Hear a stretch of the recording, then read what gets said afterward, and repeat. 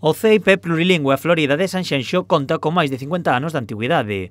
O paso do tempo comeza a pasar factura ao centro, a pesar do bo estado que aparenta grazas ao gran cuidado do persoal da escola. Para estudar as posibles melloras a realizar no plurilingüe de Florida, o conselleiro de Educación visitou este venres as instalacións.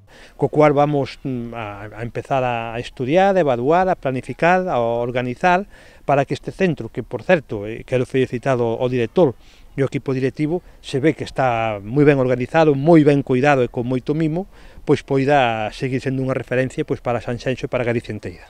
O centro conta con máis de 200 alumnos. Dende a dirección sinalaron algunhas das medidas máis urxentes, como mudar o sistema de calefacción e renovar o pabillón e a carpintería. O máis urxente é a carpintería. Carpintería está moi mal, o suelo está moi mal. Carpintería refírome a persianas e aluminio, pero logo o pabellón onte, por exemplo, era impracticable. Hoxe aínda hai pingueiras. Si é verdad que hubo unha voluntad por parte do Concello de cambiar o tellado, pero gastar os cartos no tellado cando o suelo está fatal, as paredes están mal. Entonces hai moitas cousas que facer. O Concello tamén estivo presente na visita para apoiar a renovación da escola.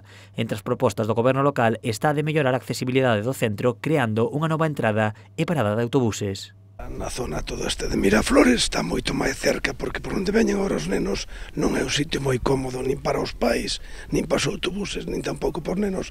Estamos mirando de poder aperturar hacia a zona, digamos, sur do colexio, por decirlo de alguma maneira, para poder acercar os nenos a que sea máis fácil por acceder ao colexio.